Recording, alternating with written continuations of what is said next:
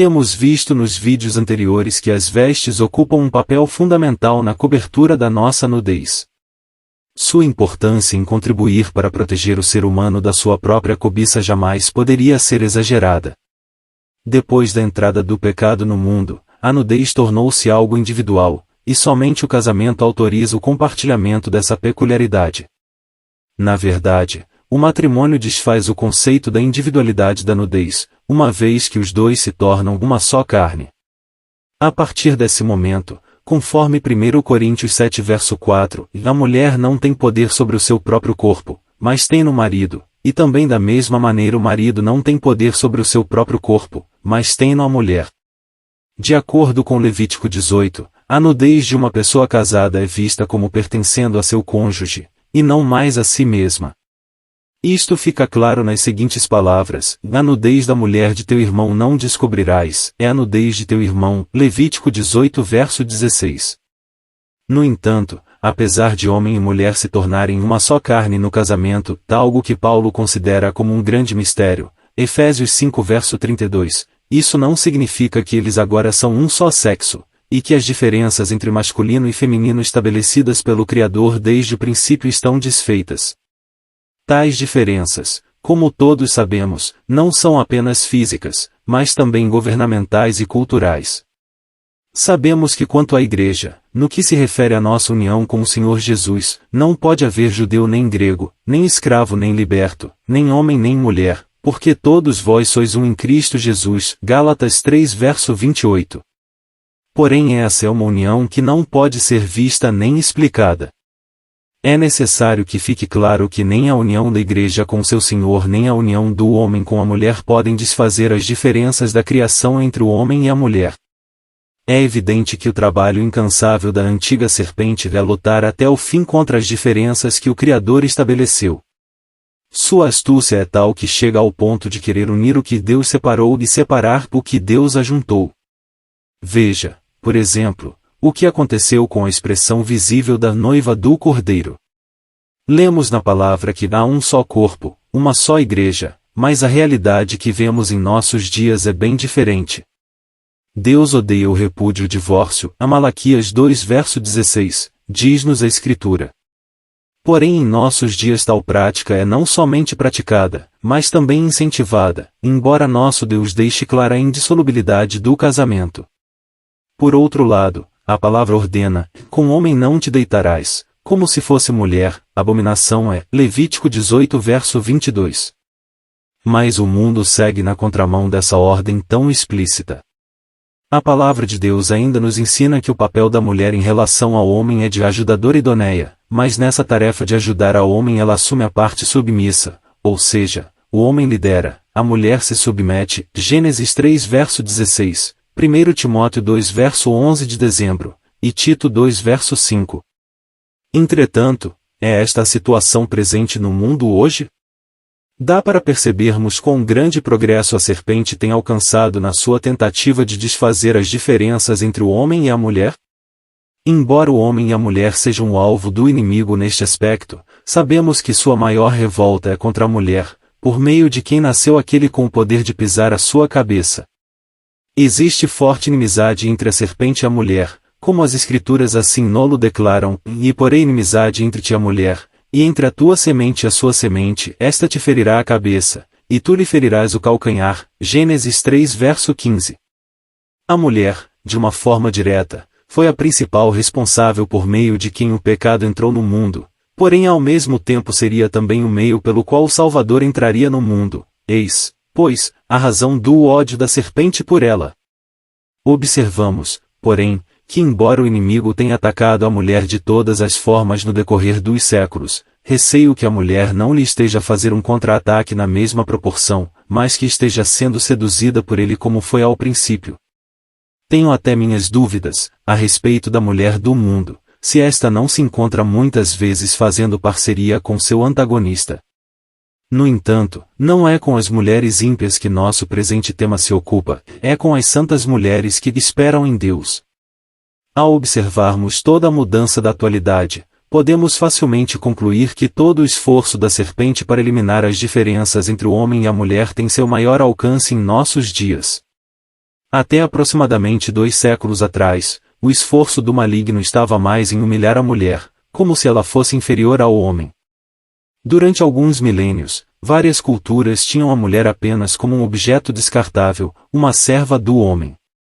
Apenas entre os redimidos do Altíssimo, mesmo nos dias da primeira aliança, é que a mulher encontrava o seu devido lugar e, consequentemente, recebia seu devido valor.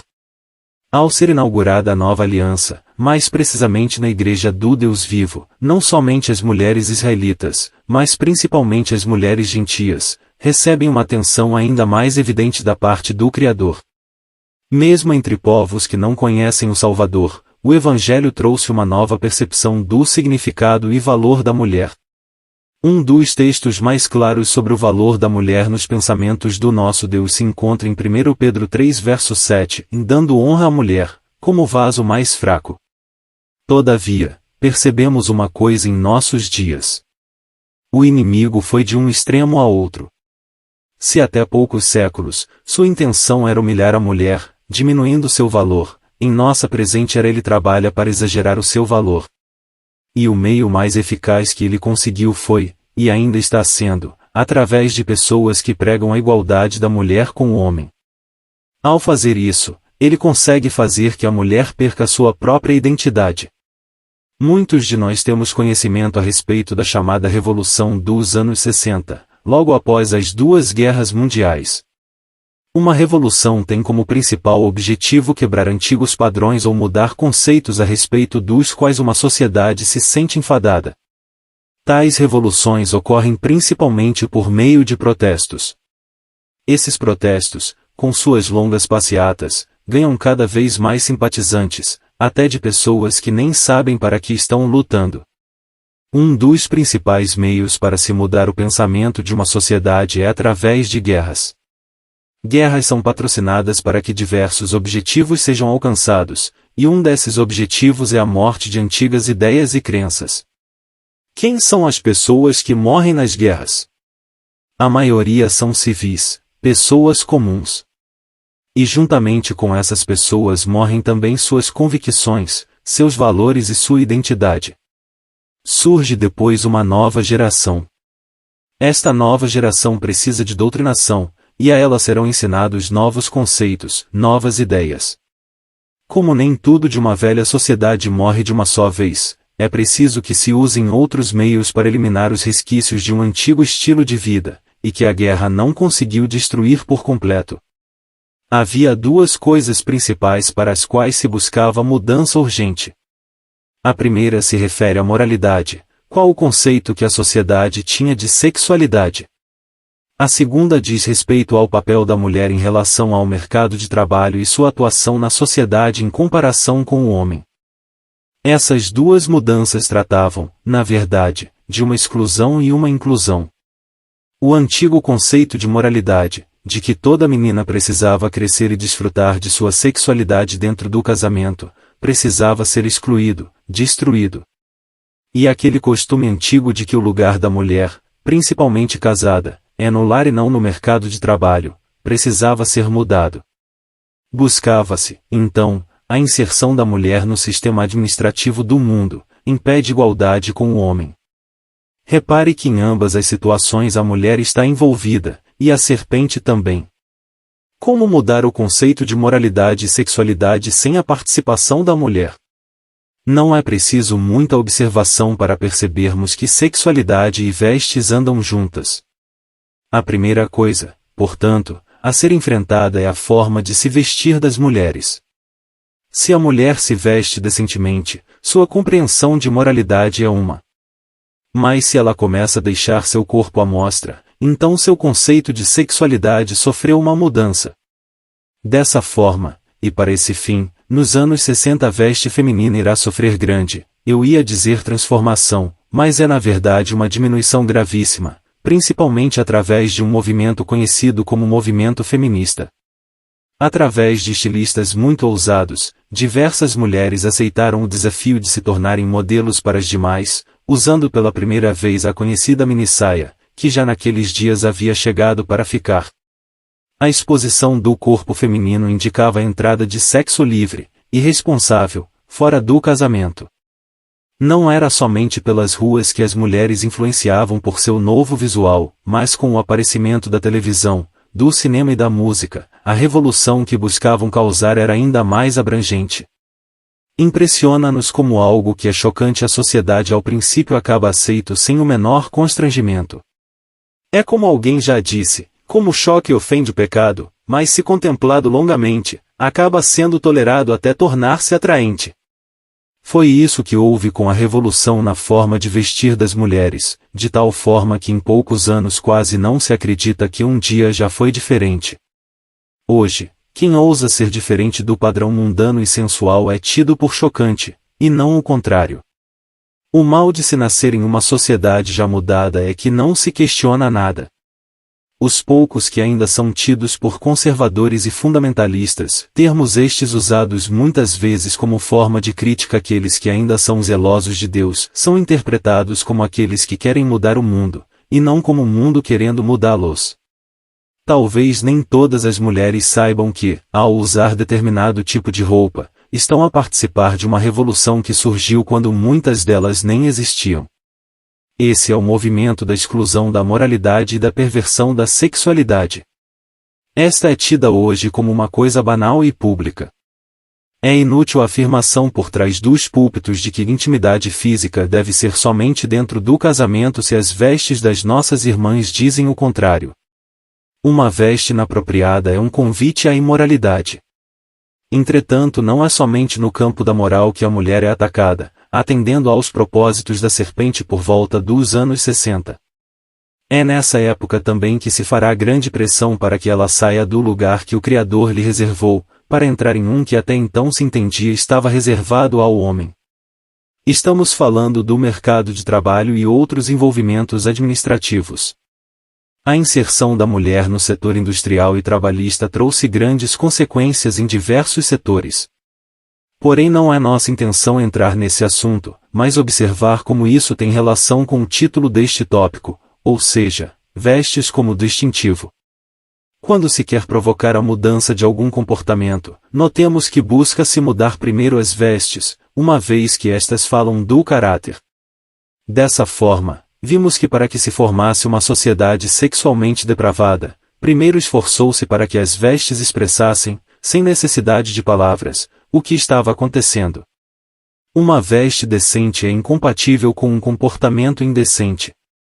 Da mesma forma, ao se buscar um lugar para a mulher nos diversos segmentos da sociedade, por exemplo, na economia, na política etc., e não apenas no mercado de trabalho, o argumento será sua igualdade com o homem. A chamada ideologia de gênero, que afirma que todos, homem e mulher, nascem iguais, começava a lançar suas influências.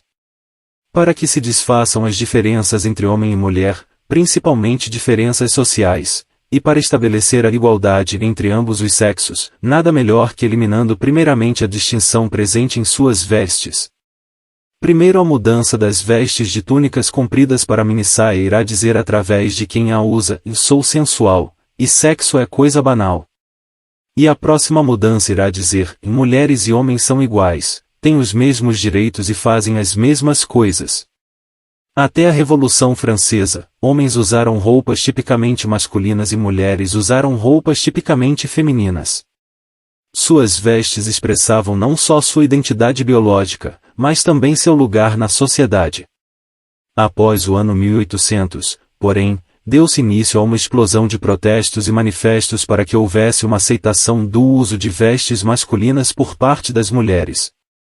Repare que o esforço do movimento unissex não é conseguir que pessoas de ambos os sexos compartilhem as mesmas vestes. Seu alvo é fazer com que, a princípio, apenas as mulheres usem roupas peculiares aos homens e não o contrário.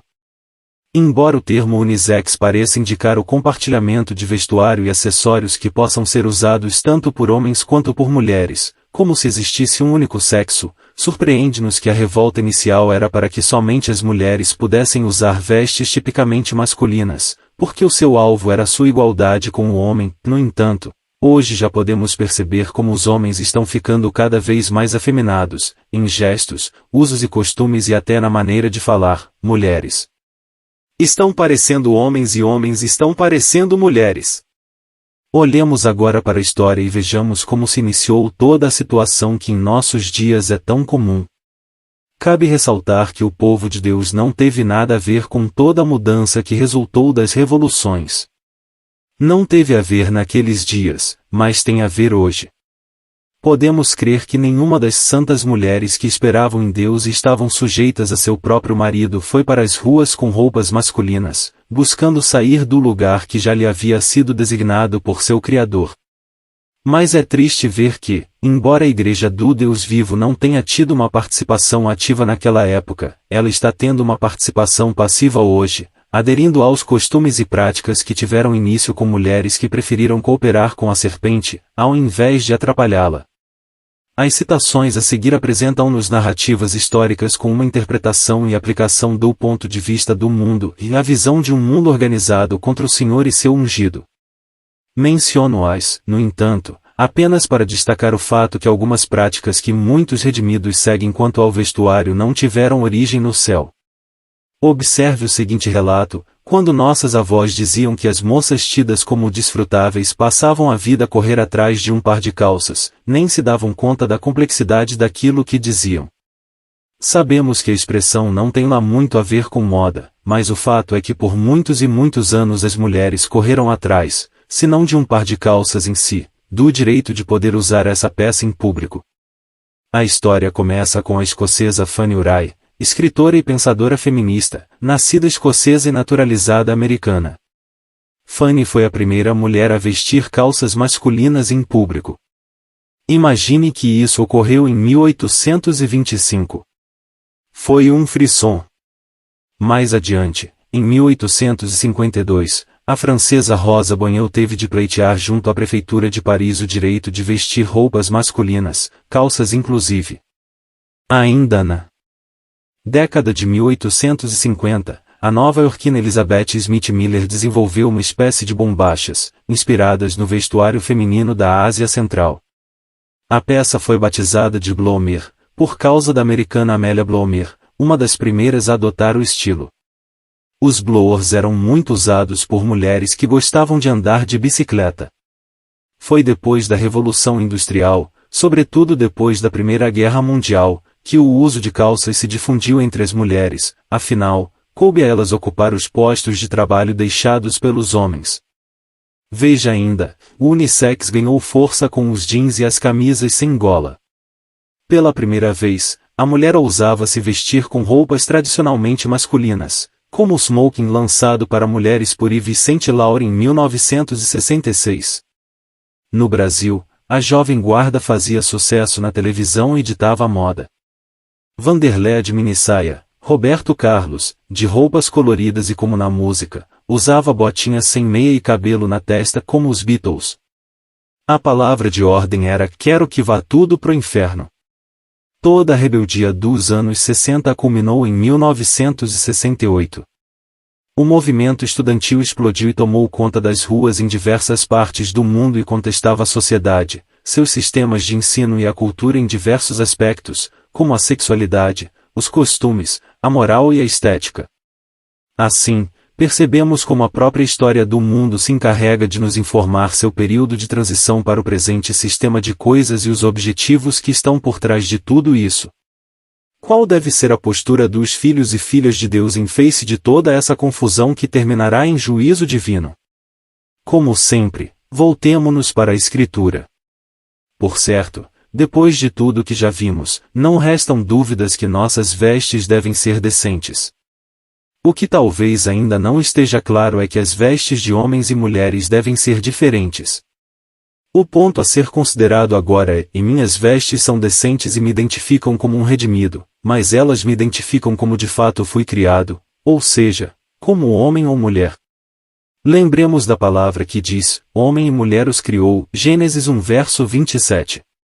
No que diz respeito à diferença básica que deve haver entre as vestes masculina e feminina, vejamos o que o nosso Deus nos diz em Deuteronômio 22 verso 5, não haverá traje de homem na mulher, e nem vestirá o homem roupa de mulher, porque, qualquer que faz isto, a abominação é ao Senhor teu Deus. Devemos lembrar que essa ordem não tem aplicação apenas aos israelitas, mas se refere a algo já presente na criação, ou seja, homem e mulher são seres distintos, portanto devem usar vestes que caminhem junto com esta distinção. Estranhamos o fato que muitas vezes algumas pessoas argumentam que não devemos observar certas práticas porque somos crentes neotestamentários, ou seja, fazemos parte de uma nova aliança. Portanto, dizem, devemos observar somente aquilo que está presente no Novo Testamento, principalmente nas cartas. Apesar dessa observação ser de muita valia para a vida da igreja, temos de ter sabedoria com a forma como a utilizamos e o propósito oculto do nosso coração por trás das nossas palavras. Já ouvimos muitas pessoas dizerem que não devemos obedecer certas coisas por serem coisas do Velho Testamento, serem coisas da lei, e esse argumento usam-no também no tocante à diferença que tem que haver entre as vestes do homem e da mulher. Com isso querem dizer que agora as mulheres podem usar vestes masculinas e os homens podem usar vestes femininas, se bem que o argumento é somente a favor da mulher poder usar vestes masculinas, e não o contrário. É interessante que algumas vezes o Espírito volta a nossa atenção a respeito de algum assunto não para o Novo Testamento nem para o Velho Testamento, mas para a natureza. Quando ele faz isso, está apelando nosso coração para observarmos as leis presentes na criação. Observe, por exemplo, o argumento do Espírito, quando ele quer falar a respeito do dever do uso de uma cobertura por parte da mulher. Ele diz, ou não vos ensina a mesma natureza. 1 Coríntios 11 verso 14. Isso quer dizer que quando o que está escrito não é suficiente para convencer o redimido de alguma verdade, o Espírito dirige para o ensino da própria natureza. Ou seja, não é necessário muita argumentação filosófica para tal e tal assunto, basta uma rápida observada naquilo que é totalmente natural. Outro exemplo se encontra em Romanos, quando Paulo, pelo Espírito, vai condenar algumas perversões sexuais. Ele podia ter se voltado para o livro de Levítico, talvez ele não o fez porque muitos usariam o argumento de que isso é coisa do Velho Testamento, mas não o fez. Ele se voltou para o ensino da natureza. Porque até as suas mulheres mudaram o uso natural, no contrário à natureza. E, semelhantemente, também os homens, deixando o uso natural da mulher, Romanos 1 verso 26 e 27. Esses exemplos nos revelam que há verdades que devemos praticar não porque haja muita argumentação escriturística a favor, mas porque são coisas totalmente naturais, e o que se espera é que se faça, pois são verdades já presentes nas leis da criação. Infelizmente, uma das características dos homens dos nossos dias é o que se encontra também em Romanos 1 verso 31, sem afeição natural. Isso nos faz concluir que até o que deveria ser naturalmente observado não está sendo mais, pois os homens perderam até mesmo seu apreço por aquilo que é natural, imagine em relação ao que é espiritual. Observe um outro exemplo. Quando o Espírito vai abordar o assunto do silêncio das mulheres nos ajuntamentos dos santos, ele afirma, as vossas mulheres estejam caladas nas igrejas, porque não lhes é permitido falar, mas estejam sujeitas, como também ordena a lei, 1 Coríntios 14 verso 34. A qual lei o Espírito se refere? Não nos parece que a lei de Moisés aborda a questão do silêncio submisso das mulheres nos ajuntamentos dos santos. Então podemos estar certos de que o Espírito se refere a uma lei natural já presente na criação, apesar de que uma das razões para isso está no fato que a mulher caiu em transgressão.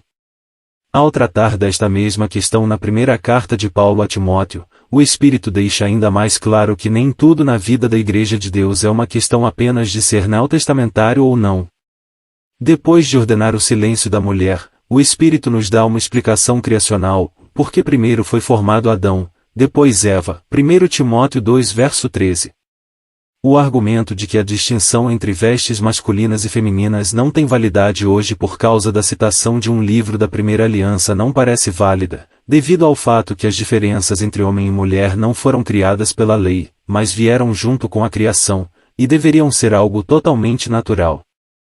Também se o fato da citação de algo presente na lei, nos profetas ou nos salmos torna inválido o argumento, o que diríamos ao ouvir Paulo argumentando que os servos do Senhor que vivem só para o Evangelho, sem ocupação secular, tem direito ao sustento providenciado pelo Senhor através do seu povo. Que diríamos se Paulo, ao fazer isso, se voltasse para a lei? Pois é exatamente isso o que ele faz. Ele diz, porque na lei está escrito, e não o diz certamente por nós. Certamente que por nós está escrito, 1 Coríntios 9 verso 9 e 10. Assim, tão certo como é verdade em relação a outros assuntos, Deuteronômio 22 verso 5 não diminui a força do argumento em favor das vestes como um distintivo, apenas o reforça. A criação o estabeleceu, a lei o fortaleceu e a história o comprovou. A questão não é que não vamos fazer porque na lei está escrito, mas porque também na lei está escrito, a natureza nolo ensina e a história o reforça. Quando, porém, pensamos a respeito de traje de homem e roupa de mulher, devemos levar em consideração um aspecto indispensável, a saber, o aspecto cultural. Uma roupa que é masculina em nossa cultura pode não ser em outra, e da mesma forma uma roupa feminina em outra nação pode não sê-lo na nossa. No entanto, como o que temos na palavra de Deus a esse respeito é um princípio e não uma regra, isso não representa nenhum problema para os que querem ser guiados pelo Espírito. O que vimos até agora é o princípio que deve governar as vestes do redimido contra a tendência unissex da nossa época, aliás, uma tendência que tem como objetivo tirar a mulher do lugar que lhe foi designado na criação e inseri-la junto com o homem ou no lugar do homem. O que temos não é apenas uma tentativa de fazer a mulher usar vestes e acessórios peculiares ao homem, mas também fazer com que ela de fato faça papel de homem. Mais que nós, como Igreja do Deus vivo, coluna e firmeza da verdade, 1 Timóteo 3 verso 15, cumpramos nossa função, a nossa razão de ser, e assim se cumprirá em nossas vidas a promessa tão bendita de Malaquias, então voltareis e vereis a diferença entre o justo e o ímpio, entre o que serve a Deus, e o que não o serve, Malaquias 3 verso 18. É maravilhoso podermos seguir toda a trajetória das vestes na história da humanidade, principalmente na experiência dos redimidos do Altíssimo. No princípio, as vestes não eram necessárias, mas a entrada do pecado obrigou o seu uso. Seu uso vai além da necessidade de apenas cobrir a nudez e fala de verdades presentes na própria redenção de um pecador, a veste simboliza nossa salvação. Não somente isto, mas nossas vestes apropriadas também nos falam de um caráter conformado ao caráter do nosso amado Salvador. Porém, ao examinarmos com mais calma as Sagradas Escrituras, percebemos que as vestes do redimido, na realidade, têm um alcance muito além desta esfera terrestre, elas jamais deixarão o salvo, mas o acompanharão no céu e na própria eternidade. No entanto, não é o fato de seres humanos usarem roupa na terra e na eternidade que mais nos admira, mas ao encontrarmos seres celestiais e o próprio Deus usando roupas, isso sim nos causa espanto. É claro que esta é uma linguagem figurada, pois tanto Deus quanto os anjos são espíritos, e não possuem corpos.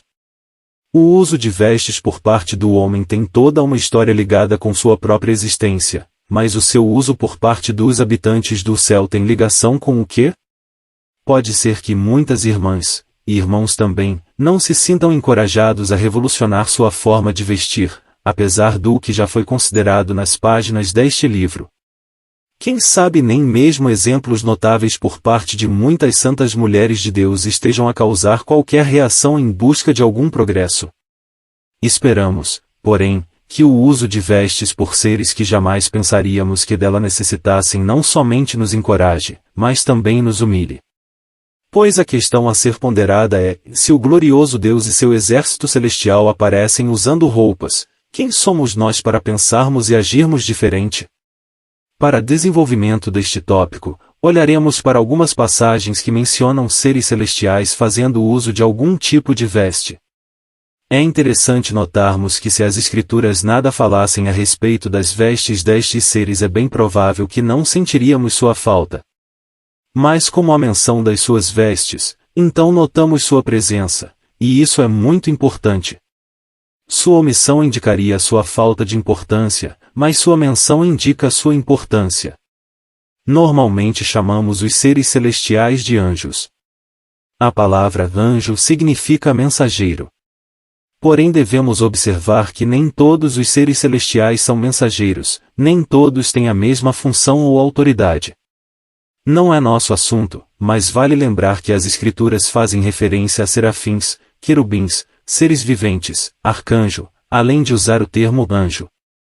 Quando pensamos nos seres celestiais aparecendo vestidos nas páginas sagradas, não podemos deixar de mencionar a forma como os mundos religioso e artístico nos apresentam os mesmos seres, aos quais normalmente chamam de anjos. Já parou para observar que nessas pinturas os anjos quase sempre são apresentados seminus ou totalmente nus? Tais obras deveriam nos levar a pensar de que seres esses artistas estão falando, pois os seres celestiais do bem são apresentados vestidos, e mesmo quando suas vestes não são mencionadas, nunca lemos que estivessem nus. Ao lembrarmos da astúcia da antiga serpente, que trabalhou arduamente para que os seres humanos tivessem consciência da nudez, não nos é difícil concluirmos com quem a nudez desses supostos anjos está associada. Além dos seres celestiais do bem, que são espíritos, as Escrituras também nos apresentam outros seres, que também são espíritos, porém espíritos malignos. Estamos falando dos demônios. Impressiona-nos o interesse desses seres por mentes e por corpos. E especialmente nos dias do Nosso Senhor, sua influência na vida do homem perdido se fez ainda mais sentir. Uma coisa que nos deixa admirados, para não dizer assombrados, é a forma como muitos desses espíritos maus tiravam a roupa das suas vítimas. No livro de Lucas lemos sobre o endemoninhado gadareno. Uma legião de demônios havia entrado naquele homem e mantinha o controle da sua mente e corpo. Algo que nos chama a atenção é o que lemos acerca dele, logo após mencionar o fato que estava possesso, um homem que desde muito tempo estava possesso de demônios, e não andava vestido. Lucas 8 verso 27. Os demônios despiram este pobre homem. Era um estado de verdadeira humilhação e vergonha. Os demônios lhe causaram outros estragos, mas o da nudez é o que sobrepuja. Quão precioso, porém, é o encontro com o bendito Filho do Altíssimo. Este Salvador maravilhoso libertou este homem de tamanha miséria. E não podemos esquecer o fato que a libertação não somente expulsou os demônios do homem, mas também lhe concedeu a graça de novamente andar vestido, conforme lemos, e foram ter com Jesus, e viram o endemoninhado, o que tivera a legião, assentado, vestido e em perfeito juízo, e temeram. Marcos 5 verso 15. Este homem agora está vestido, e um perfeito juízo está intimamente ligado com andar vestido. Sempre me pego a perguntar onde está o juízo das pessoas que se vestem seminuas ou de irmãs que se vestem de forma sensual. Certamente uma roupa sensual está ligada a uma mente deturpada, desajuizada, além de correr sério risco de sofrer influência de espíritos malignos. Embora os redimidos possam não ser acusados de possessão demoníaca, podem, no entanto, andar do jeito que o diabo gosta. Outra porção cheia de interesse para nós se encontra em Atos, onde alguns homens tentaram expulsar um espírito maligno na autoridade de uma pessoa que eles nem conheciam. Disseram: esconjuro-vos por Jesus, a quem Paulo prega. Atos 19 verso 13. Depois de dizer que não os conhecia, saltando neles o homem que tinha o espírito maligno, e assenhoreando-se de todos, pôde mais do que eles, de tal maneira que, nus e feridos, fugiram daquela casa. Atos 19 verso 16. O homem que tinha o espírito maligno se assenhoreou dos 7 homens, subjugou-os, e embora o espírito não possuísse os seus corpos, através do homem endemoninhado, tirou as suas vestes, pois os 7 homens fugiram nus. Por outro lado, este mesmo capítulo 19 de Atos nos mostra como Paulo, que pregava o Senhor Jesus, expulsava os demônios usando partes das suas vestes, como lenços e aventais. Atos 19 verso 12. Parece que os demônios não gostavam de roupas. Quando possuíam os corpos, costumavam despilos, e quando viam as vestes usadas por santos de Deus, eles costumavam fugir. Quem dera fosse assim também conosco, ao invés de termos vestes diminuídas ou tiradas por influência infernal, nossas vestes apropriadas tivessem um testemunho poderoso suficiente para fazer fugir o inimigo. Foi isso que certa mulher enferma pensou acerca do nosso Salvador. Ela disse: se tão somente tocar nas suas vestes, sararei. Marcos 5 verso 28. Pergunto, porém, Quem ou o que está influenciando a sensualidade no meio dos santos hoje, espíritos celestiais ou espíritos malignos? Fica claro, portanto, que as ilustrações de anjos que temos hoje não correspondem com os mesmos seres que veremos a seguir. O fato de serem apresentados nus e seminusos os identifica melhor com o império das trevas do que com o reino da luz. E quanto mais os seus admiradores os admiram e observam, maiores chances têm de se tornarem como eles, ou seja, despidos. Olhemos agora para nossa primeira passagem, havendo deixado para trás seres tão baixos, com intenções tão baixas. Olhemos para o alto, e que nossa vontade possa ser influenciada por tais exemplos. O livro de Ezequiel se abre diante de nós com os céus descortinados, através dos quais este profeta terá visões de Deus. Ezequiel 1h01. Ezequiel nos relata que ele viu a semelhança de 4 seres viventes. Ezequiel 1:5. Dentre as muitas características desses seres, está o fato que eles tinham 4 asas. Ezequiel 1h06. Com 2 dessas asas cada um deles tocava as asas dos outros seres que estavam ao seu redor. Porém, para que serviam as outras 2 asas? Lemos que elas cobriam o corpo deles. Ezequiel 1:11. Não é impressionante que, embora esses seres não nos sejam apresentados vestidos, todavia os vemos cobertos, e isso com as próprias asas? Não é uma veste muito apropriada, pensamos, mas os cobria adequadamente. Quando chegamos a Ezequiel 10 descobrimos que o nome desses seres é querubins. Ezequiel 10:20. Ao chegarmos ao livro de Apocalipse, encontramos um anjo forte descendo do céu, e a primeira descrição que temos a respeito dele, após ser dito que era forte, é que ele está vestido de uma nuvem. Apocalipse 10:1. Não bastassem asas serem usadas como vestes, aqui percebemos que, em caso da falta de asas, nuvens também podem ser usadas para cobrir o corpo. Em Apocalipse 12, embora não seja nenhum ser celestial, vemos uma mulher vestida do sol. Apocalipse 12:1, e também o detalhe sobre as vestes é a primeira descrição que temos a respeito dessa mulher. Não é, pois, nenhuma surpresa lermos que essa visão era um grande sinal no céu. A mensagem que essas vestes estranhas têm a nos passar é que devemos nos vestir sempre. Esses seres nos mostram que quando faltam roupas, devemos nos vestir com o que estiver disponível, sejam asas, nuvem ou sol. Apocalipse 15:6 nos mostra 7 anjos com as 7 últimas pragas. Quando saem do templo, eles aparecem vestidos de linho puro e resplandecente, a mesma veste que será dada à noiva do Cordeiro em Apocalipse 19:8. São os anjos seguem o exemplo da igreja ou é a igreja que receberá o privilégio de se vestir como os anjos?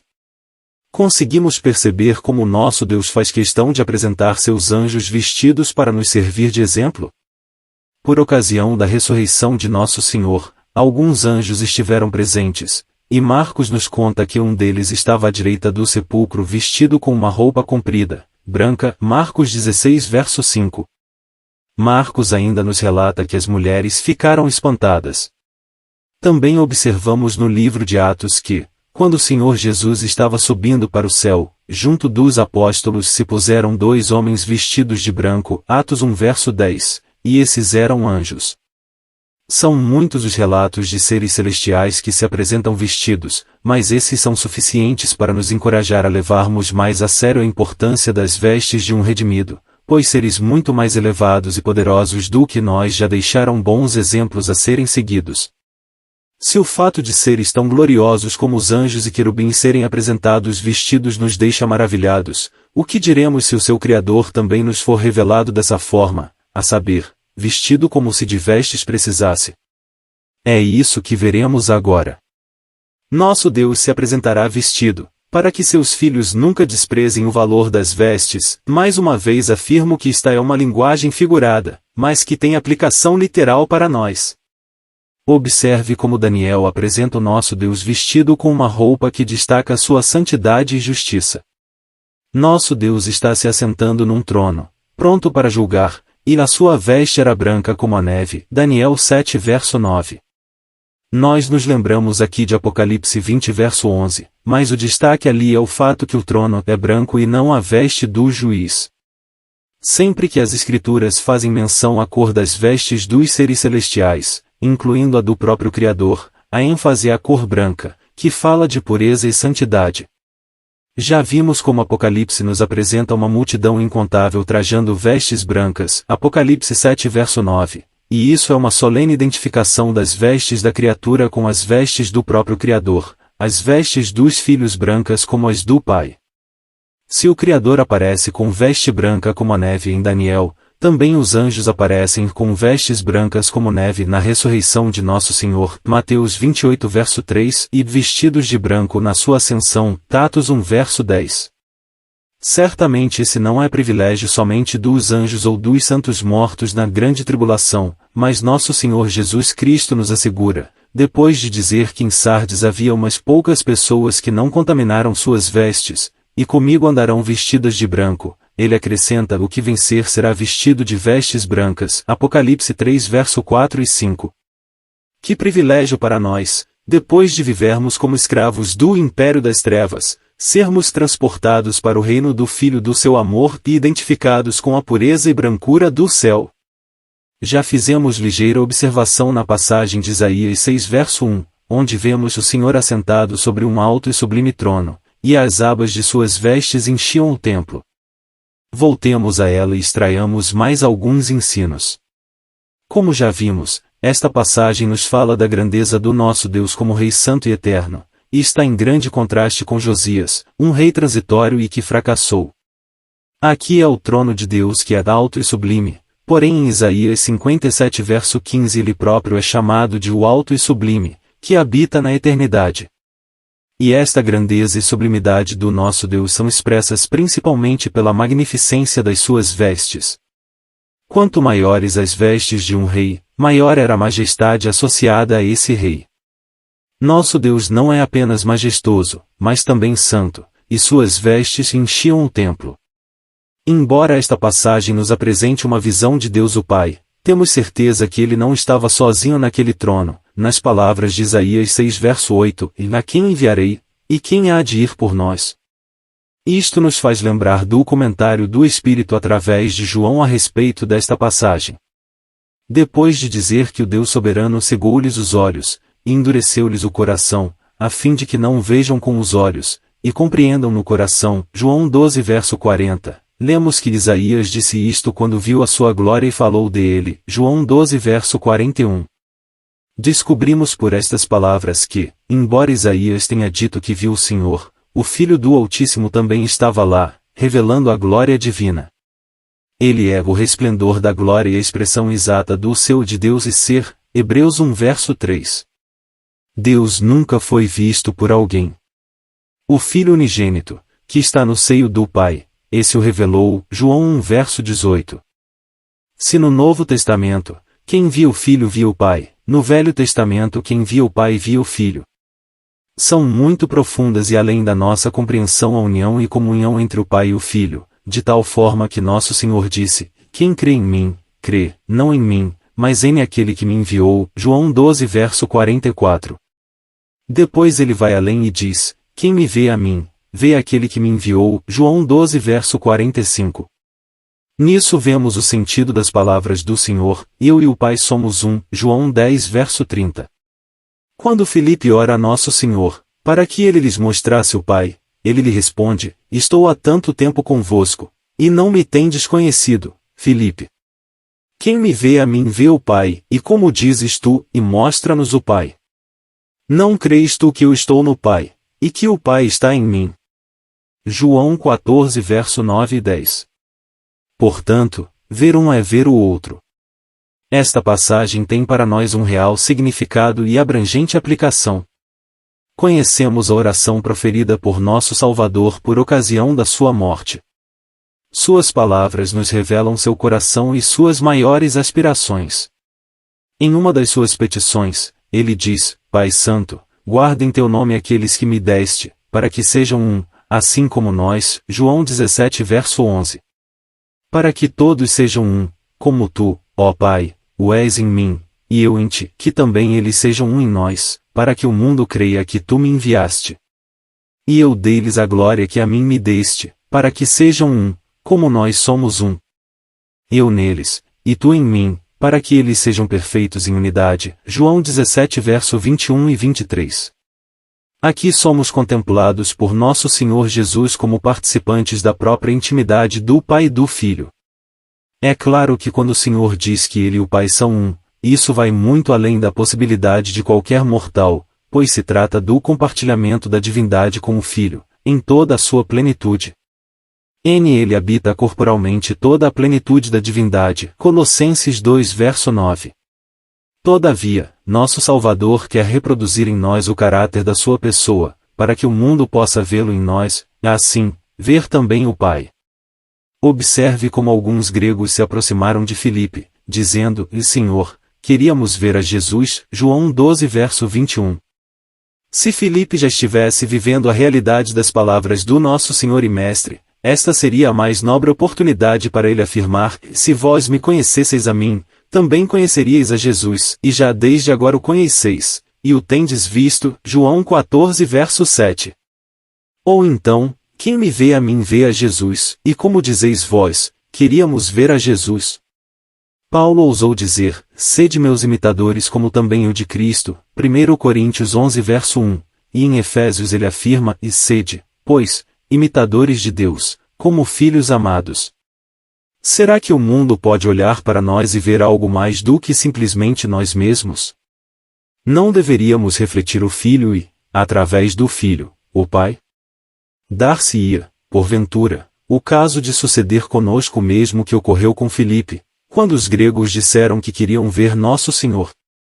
Filipe foi dizê-lo a André, e então André e Filipe o disseram a Jesus. João 12 verso 22. Há alguém à sua volta, à minha volta, que gostaria de ver a Jesus? Podemos nós mesmos lhe revelar ou teremos que dizer a algum outro discípulo ou ao próprio Senhor? No que diz respeito às vestes, receio que não estejamos imitando o Pai e o Filho. Em Isaías, as vestes do Deus alto e sublime enchiam o templo. Em Apocalipse, aquele que é a imagem do Deus invisível nos é revelado vestido até aos pés de uma roupa comprida. Apocalipse 1 verso 13.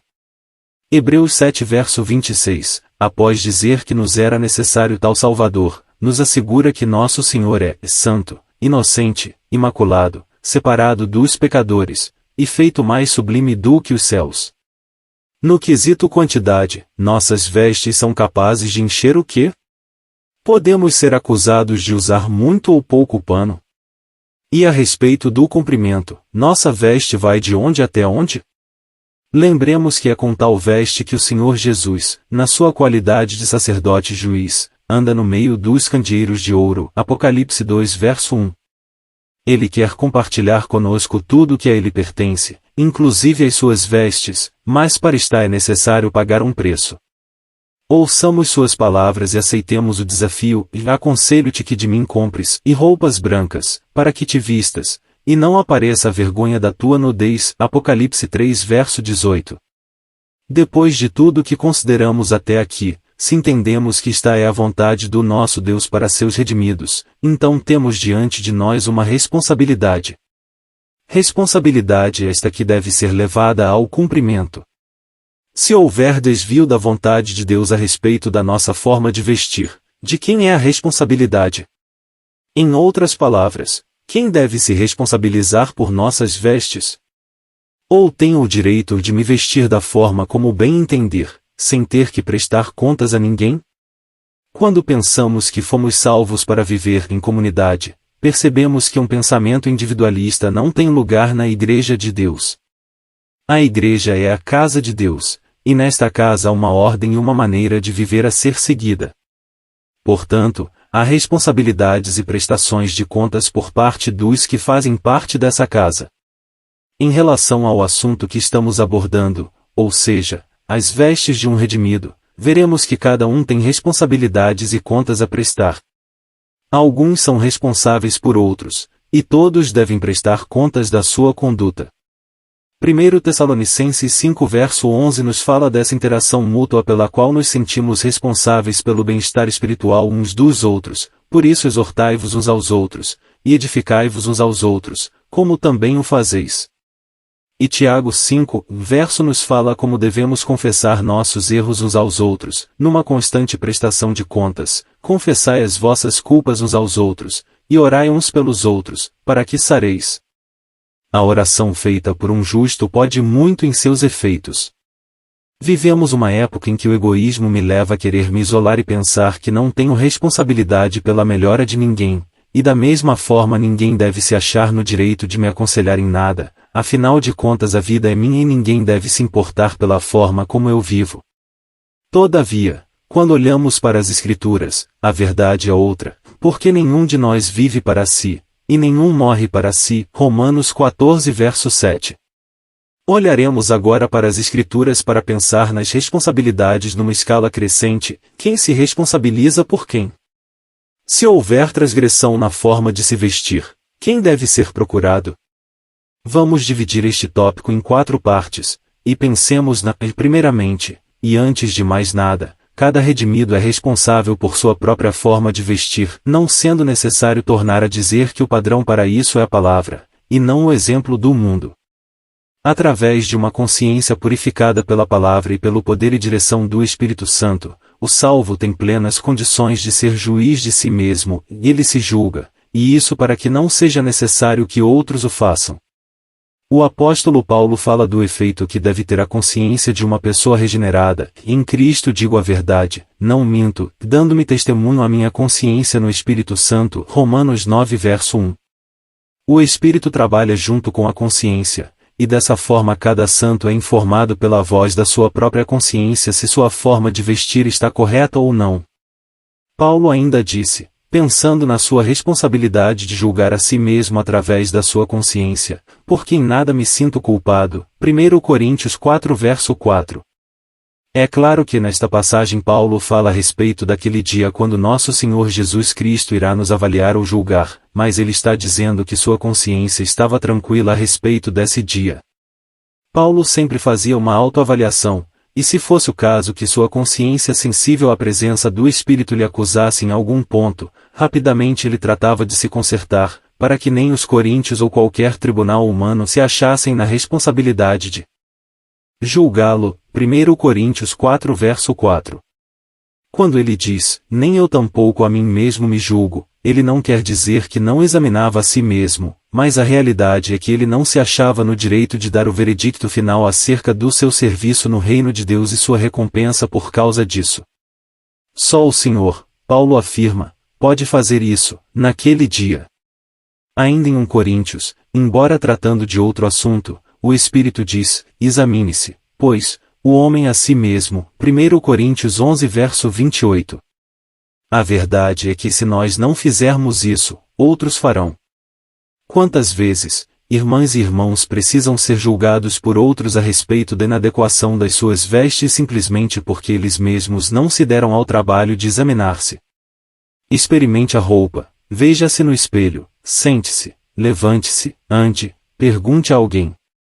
Estas são possíveis maneiras de julgarmos a nós mesmos.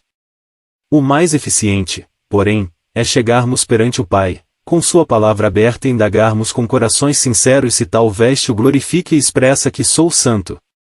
Entretanto, existe o real perigo de entristecermos o Espírito, desobedecermos a palavra e nossa consciência perder o efeito.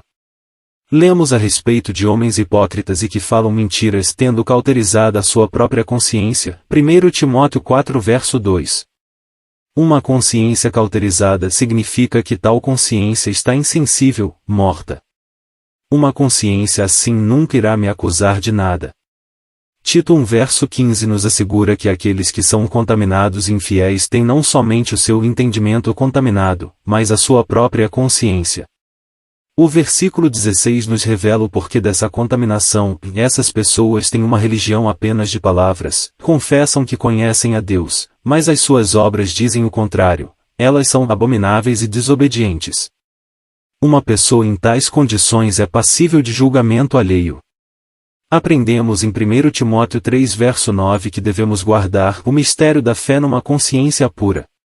Que possamos tornar nossas as seguintes palavras: orai por nós, porque confiamos que temos boa consciência, como aqueles que em tudo querem portar-se honestamente. Hebreus 13 verso 18.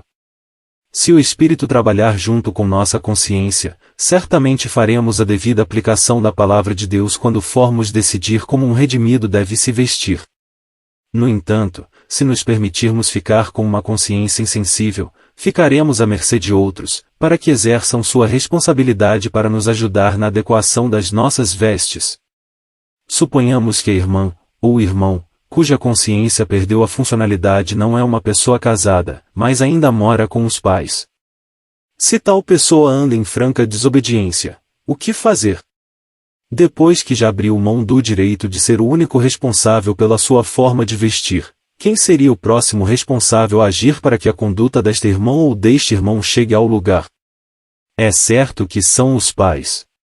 Os pais são responsáveis pela conduta de seus filhos, principalmente por sua forma de vestir, independentemente da idade. Vejamos o que o Espírito diz através de Paulo: e vós, pais, não provoqueis a ira a vossos filhos, mas criai-os na doutrina e admoestação do Senhor. Efésios 6 verso 4. Como pais, devemos criar nossos filhos no caminho do Senhor enquanto estão conosco, em nossa casa. Os pais são a principal autoridade para determinar a conduta e forma de vestir dos filhos, não o mundo. O mundo tem se esforçado dia após dia para criar leis que tiram dos pais o direito de educar os próprios filhos da forma que acham correto. A bem da verdade, pode chegar um tempo em que teremos que dizer, como os judeus no passado: e eis que sujeitamos nossos filhos e nossas filhas para serem servos, e até algumas de nossas filhas são tão sujeitas, que já não estão no poder de nossas mãos. Neemias 5 verso 5. Mas o propósito do Criador ainda é que nossos filhos estejam no poder das nossas mãos. Para entendermos como é necessário que os filhos obedeçam aos pais, e que os pais os façam obedecer, precisamos ver a família como um reino, pequeno, porém um poderoso reino. Todo reino tem governantes e súditos. Os pais, tendo a esposa como auxiliador indispensável, governam para nosso Deus, e os filhos se submetem. Quando o Criador fez o homem e a mulher, ele lhes disse: dominai sobre os peixes do mar e sobre as aves dos céus, e sobre todo o animal que se move sobre a terra. Gênesis 1 verso 28. Porém, antes de exercer domínio no mar, nos céus e na terra, temos de exercer domínio na nossa própria família. É lamentável como o homem se preocupa em explorar tudo o que há no mundo, mas a submissão dos filhos continua sendo algo cada vez mais misterioso. Que nosso Deus nos ajude nessa responsabilidade tão elevada. Ao falar da conduta que deve fazer parte da vida de alguém que deseja o episcopado, o Espírito diz que ele governe bem a sua própria casa, tendo seus filhos em sujeição. E lembremos que não são apenas os bispos que devem possuir tais atribuições, mas todos os filhos de Deus. Será que um salvo que não faz parte do governo dos santos não deve governar bem sua própria casa? É claro que deve. Não só governar, mas governar bem. Nossa família é um reino, nosso Deus é o Supremo Rei, e nós pais somos seus governantes na responsabilidade de conduzir nossos filhos de acordo com os princípios divinos. Notamos que não lemos que devemos converter nossos filhos, mas que devemos sujeitá-los. Isso significa que não são nossos filhos que decidem os lugares que devem frequentar, as companhias que devem ter, muito menos o padrão de roupa que devem usar. São os pais, fazendo uso da palavra de Deus, que decidem por seus filhos, e isso desde sua infância. Os filhos, convertidos ou não, devem ser governados. Depois que saírem de casa, se casarem-se, irão governar a sua própria casa. Antes, porém, estão numa condição de sujeição aos pais. Na carta de Paulo a Tito, embora novamente o assunto seja o episcopado, as qualidades aqui apresentadas são válidas e necessárias a todos os pais. Lemos: que tenha filhos fiéis, que não possam ser acusados de dissolução nem são desobedientes. Tito 1 verso 6. Observamos, por estas escrituras e outras, que os pais são responsáveis pela conduta dos filhos, mesmo se forem descrentes, e principalmente se forem crentes. Se, por exemplo, uma irmã for descuidada na sua maneira de vestir, seus pais lhe dirão isso e corrigirão sua conduta. Podemos estar certos que, mesmo que sejam as filhas que andem erradas, os pais serão os principais vistos como responsáveis pela sua forma de vestir, independentemente da idade. É importante lembrarmos que muitos dos problemas apresentados na vida dos nossos filhos, principalmente na adolescência, foram trazidos desde a infância. Toda infância é um treino para a vida adulta. O que diz a palavra? Educa a criança no caminho em que deve andar, e até quando envelhecer não se desviará dele. Provérbios 22 verso 6. Independentemente do real sentido deste texto, o que podemos facilmente deduzir é que é na infância que se ensina uma pessoa, e não na velhice. Não podemos esperar que nossos filhos e filhas fiquem grandes ou se convertam para dizer a eles qual padrão de roupa está correto. Em outras palavras, não devemos vesti-los como descrentes quando pequenos, para depois tentar vesti-los como crentes quando grandes. Diante disso, alguns podem argumentar que mesmo que você vista seus filhos decentemente quando crianças, normalmente eles se rebelam quando crescem. Não creio ser necessário entrar nessa discussão, pois tal questionamento não procede da fé.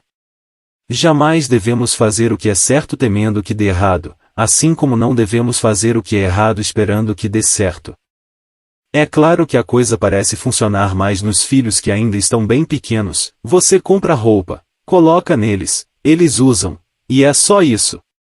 Porém, quando os filhos, principalmente as filhas, começam a crescer, juntamente com o crescimento vêm os questionamentos, especialmente quando se faz comparação com aquilo que se veste ao nosso redor, ou quando alguma filha aponta para a filha de outro casal de salvos e diz: "Mas olha fulana.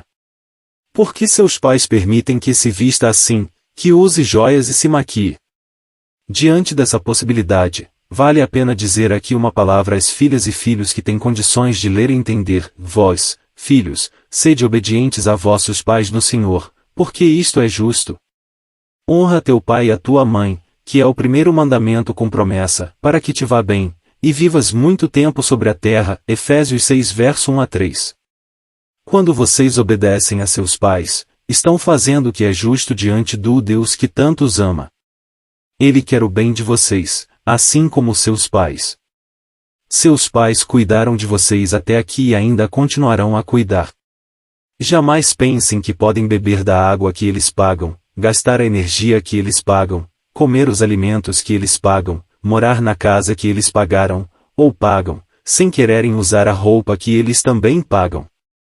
Observem mais uma vez a palavra desse Deus bondoso e alegrem-se teu pai e tua mãe, e regozije-se a que te gerou. Provérbios 23 verso 25. Lembremos mais uma vez, como pais somos responsáveis pela forma como nossos filhos se vestem, e a forma como os vestimos hoje tem tudo a ver com a forma que irão querer se vestir amanhã. Os cônjuges têm um papel fundamental para auxiliar na conduta de cada um, especialmente na forma de se vestir. Cada um depende do outro. Embora a Escritura apresente a esposa como estando numa posição de submissão, isso não significa que o marido não possa contar com sua opinião para nada.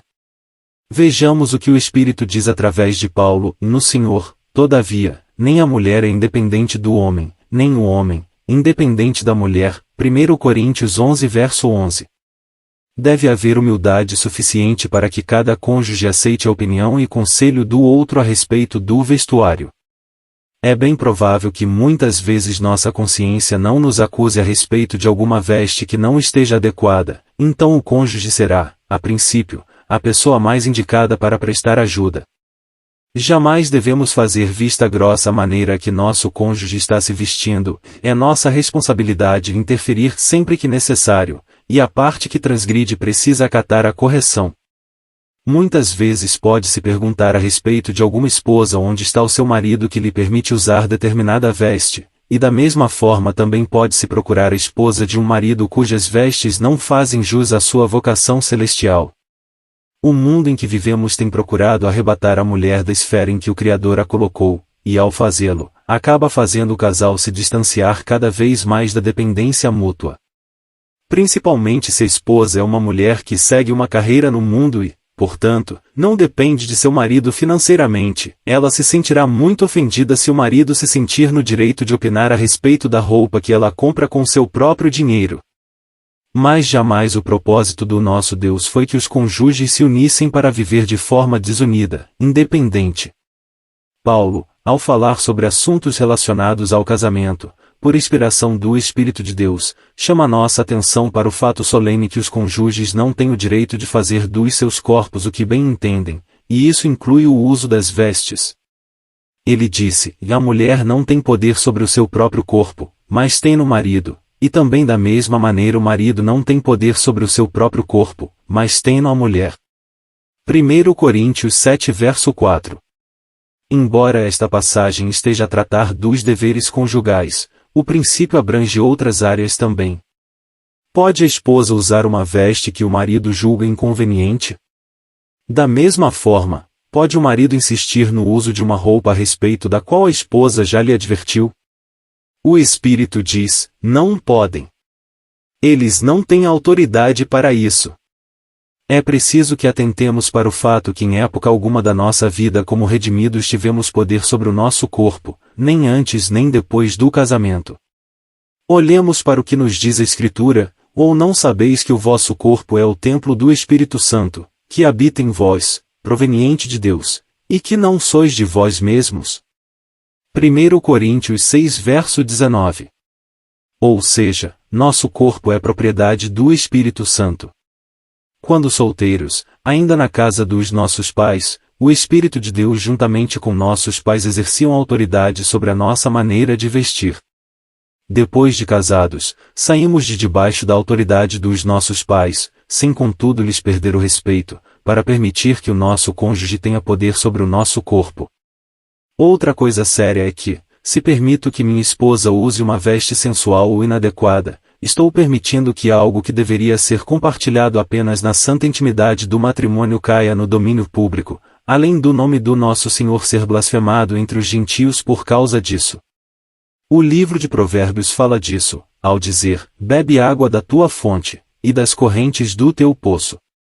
Derramar-se-iam as tuas fontes por fora, e pelas ruas os ribeiros de águas? Sejam para ti só, e não para os estranhos contigo.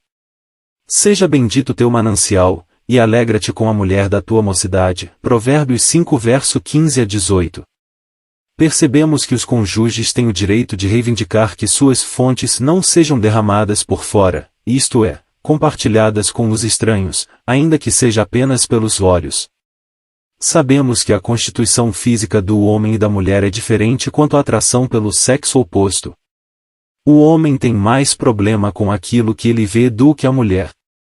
Ele sabe exatamente quais tipos de vestes lhes causam mais problemas nessa área.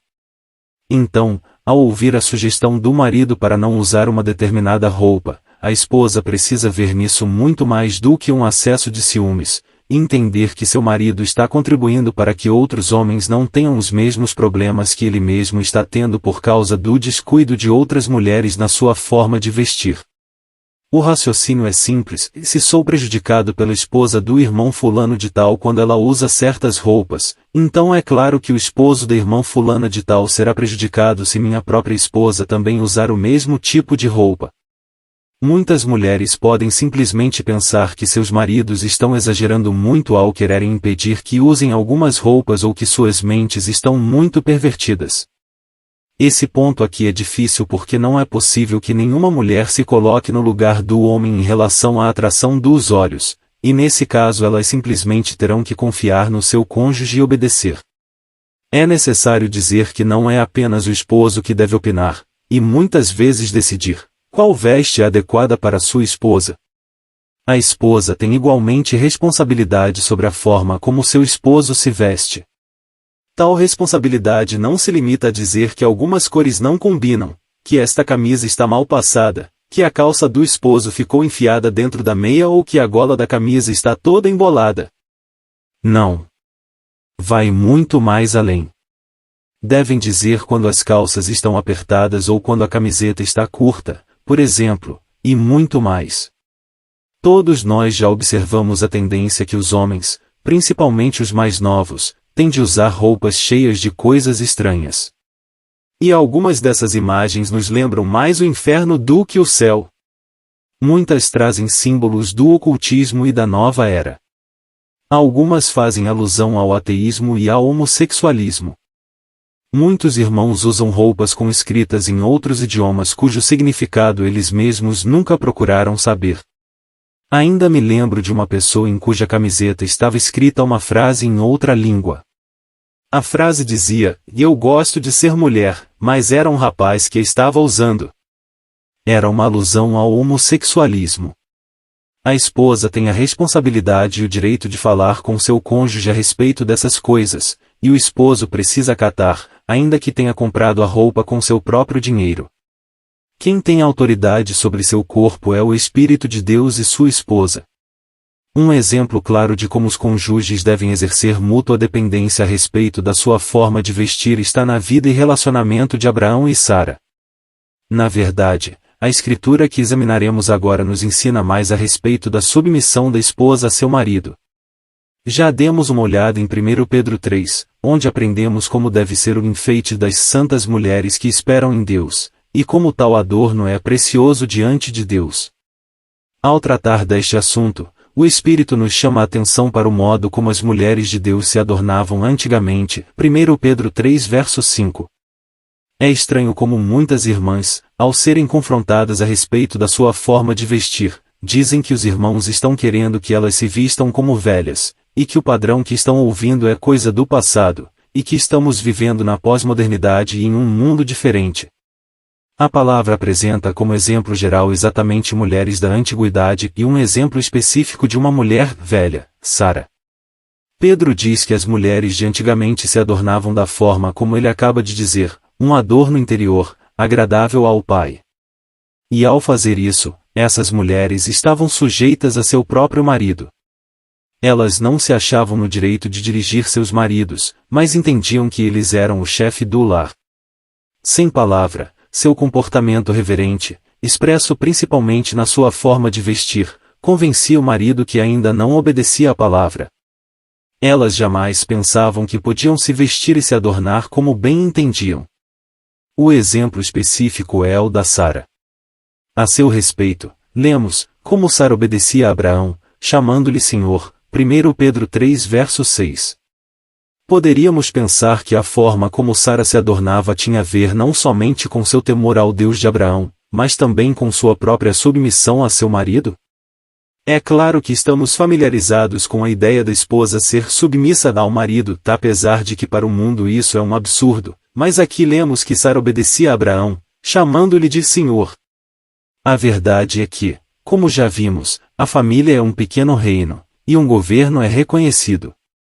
Mesmo que muitos recusem aceitar, a esposa deve obediência e prestação de contas a seu marido na sua forma de vestir.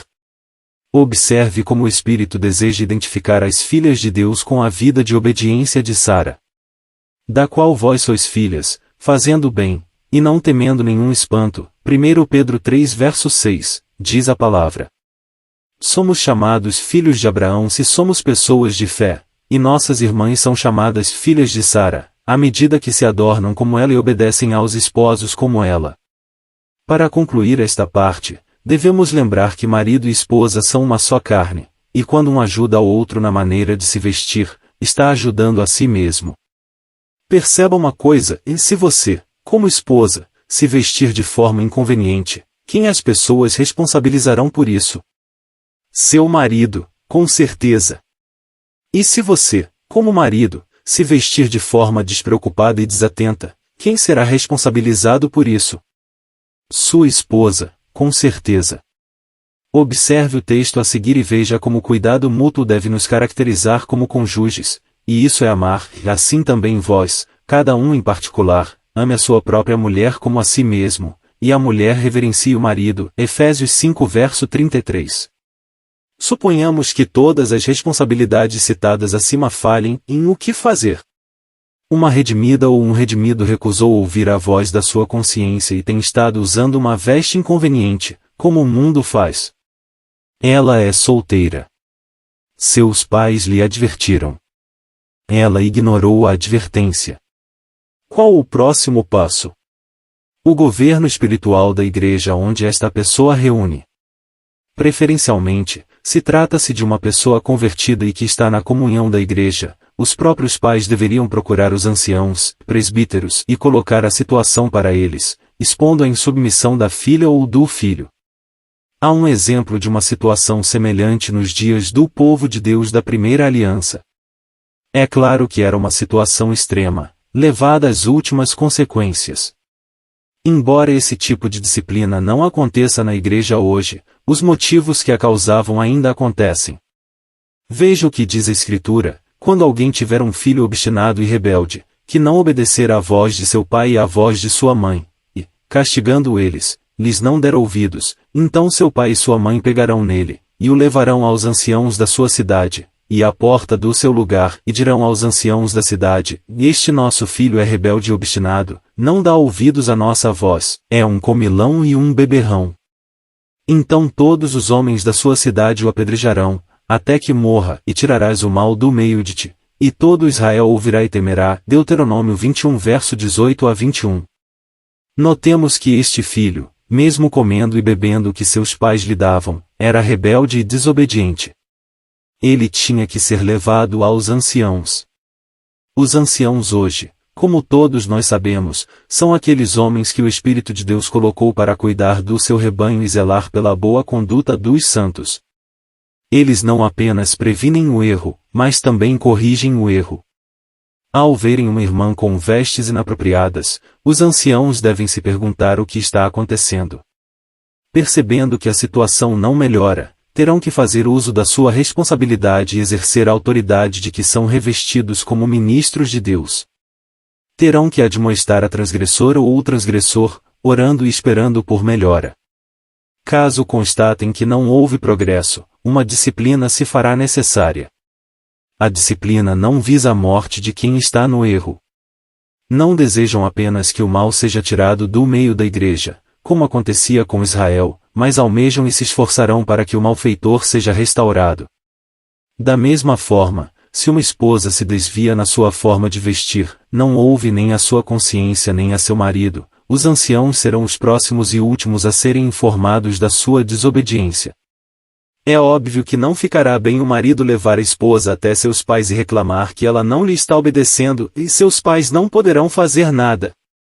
Os anciãos, sim, estes podem e devem ser informados. Como não é comum um cônjuge entregar o próprio cônjuge, quase que inevitavelmente os anciãos terão que tomar a iniciativa para encaminhar o errante ao caminho da obediência mais uma vez. Repare que ao ver uma situação que está fora da vontade de Deus para seu povo, os anciãos não precisam, obrigatoriamente, esperar que todos os responsáveis falhem para depois entrar em ação. Ao ver algo errado, podem tomar atitude imediatamente. Porém é uma simples dedução lógica que uma consciência pura tem valor, pais dedicados e zelosos têm seu lugar e um cônjuge deve ajudar o outro. Mas os anciãos podem incorrer no erro de esperar por toda a vida que algum outro responsável tome a vez deles, e isso não irá acontecer. Se entenderem, diante do Senhor, depois de orarem, que é tempo de agir, então que o façam, e que o nome do nosso Senhor seja glorificado nisso. Mas que nenhum de nós pense em esperar a visita dos anciãos para nos advertir a respeito da nossa maneira de vestir, sendo que o Espírito Santo já está em nós, que sua advertência juntamente com uma consciência pura seja suficiente. O que devemos fazer em face a tudo o que temos visto? Quando olhamos para os princípios que as Escrituras nos apresentam a respeito da nossa maneira de vestir, onde estamos? Se somos verdadeiramente regenerados, nossas vestes expressam esse caráter? Em outras palavras, nossa maneira de vestir nos identifica com quem ou com o que? Quando o mundo nos vê, qual é a conclusão que ele tem de nós, mesmo antes de ouvir o que temos a dizer sobre nossa posição espiritual? A verdade é que um posicionamento tem que ser tomado, se percebemos que nossas vestes não têm sido coerentes com nossa vocação celestial. Onde está nossa responsabilidade pessoal? Qual postura temos tido como pais? Estamos desempenhando nosso papel como cônjuges? E quanto aos anciãos, que representam a autoridade do próprio Deus na vida da sua igreja, estão velando por esse aspecto tão importante para o testemunho do povo de Deus? Se pessoas têm pecado na sua forma de vestir e ainda permanecem livremente na comunhão dos santos, como se nada estivesse acontecendo, de quem é a responsabilidade? precisamos nos voltar para a palavra de Deus e ver o que era feito quando se percebia que havia algum problema com as vestes de um redimido. Examinemos algumas passagens que possam nos servir de direção sobre o que devemos fazer com uma veste inadequada. Quando Israel saiu do Egito, antes que chegasse à terra prometida, nosso Deus fez que o povo fosse até ao monte Sinai, a fim de lhe entregar os seus mandamentos. O próprio Deus, de uma maneira suportável, desceria do céu e falaria diretamente com seu povo. O povo tinha que se preparar para o encontro. E o que o Onipotente, em sua absoluta santidade, exigiu deles? Vejamos, disse também o Senhor a Moisés, vai ao povo, e santifica-os hoje e amanhã, e lavem eles as suas roupas. Êxodo 19 verso 10. O povo tinha que se santificar, e uma das formas de o fazer seria lavando as suas roupas. Essa parece ser uma atitude simples, muito fácil de fazer.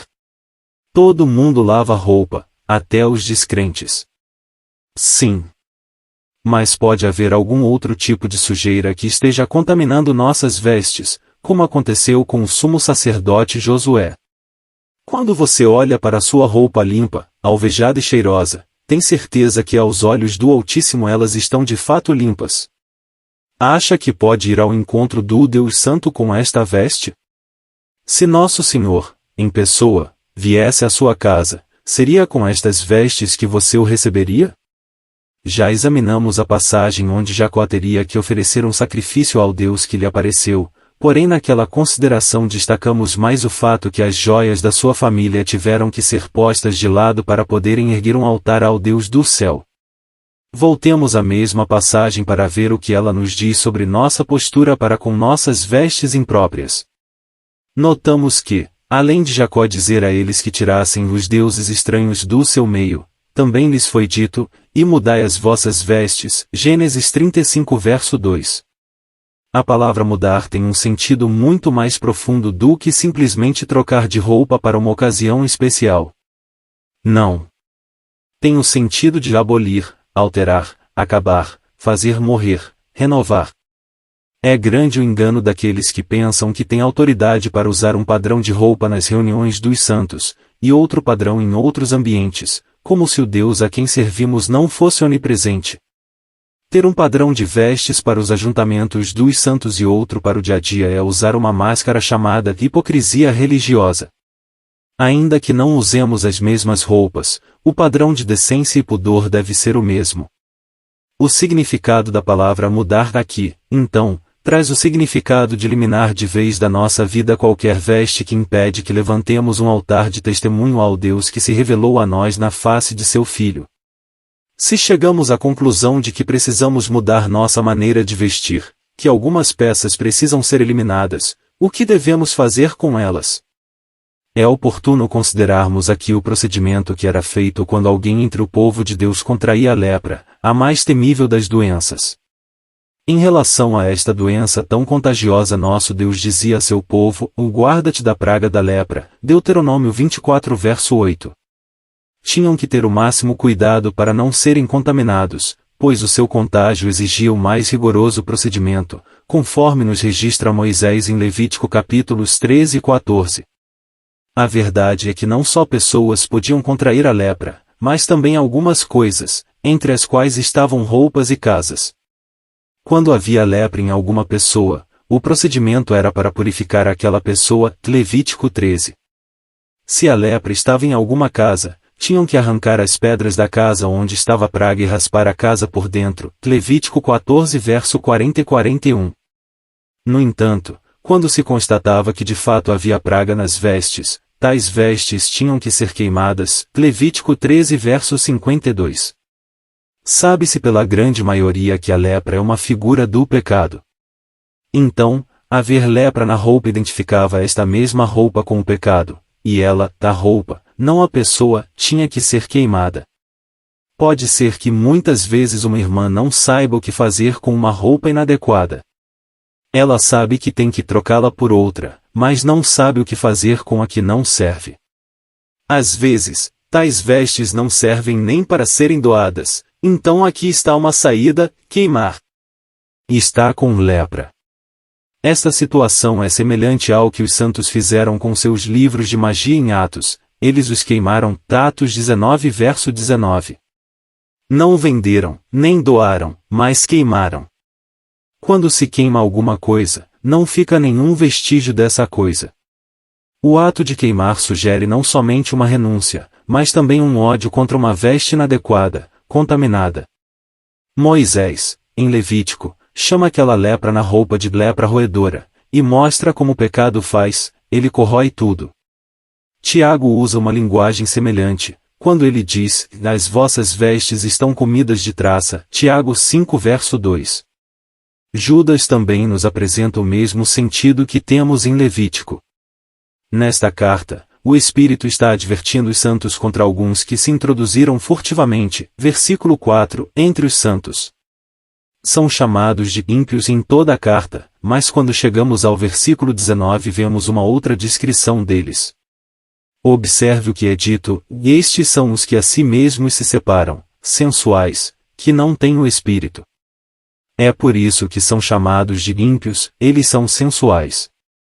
Sensualidade revela o caráter de uma pessoa que não é salva, ou seja, que não tem o Espírito, pois Romanos nos revela o fato que se alguém não tem o Espírito de Cristo, esse tal não é dele. Romanos 8 verso 9. A palavra sensuais aqui fala de pessoas que andam fazendo a vontade da carne e dos pensamentos, de forma desenfreada, como animais que seguem seu próprio instinto. Judas já havia dito no versículo 10 que eles como animais irracionais se corrompem. Estão voltados para o que é sensorial, só o que pode ser sentido, inclusive a imoralidade. Ninguém duvida que sensualidade seja a característica que predomina em nossos dias, porém nos dias de Judas esta já era uma triste realidade.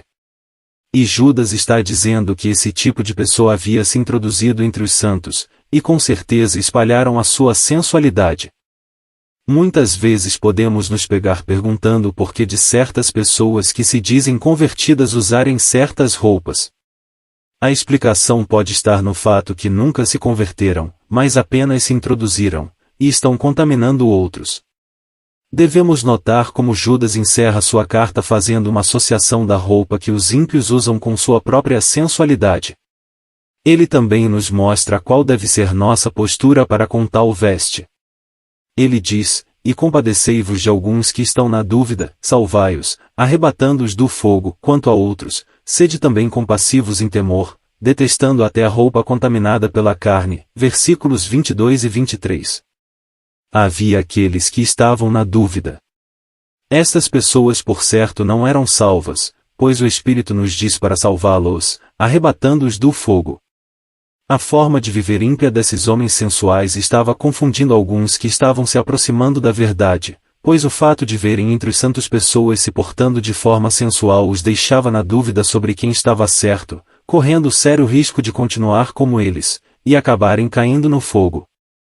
Assim como em Levítico o fim de uma roupa contaminada com lepra era o fogo, aqui também o fim de pessoas contaminadas com o pecado, sem nunca se purificarem no sangue do Cordeiro, será o fogo eterno. Os santos devem ajudar tais indivíduos, mas como devem fazê-lo? Detestando até a roupa contaminada pela carne, diz a palavra. A roupa dessas pessoas, tanto dos ímpios quanto dos que estão na dúvida, está contaminada ou manchada pela carne, e nós precisamos detestar, odiar, todo tipo de roupa que tem associação com a sensualidade e que está, portanto, sujeita ao julgamento divino.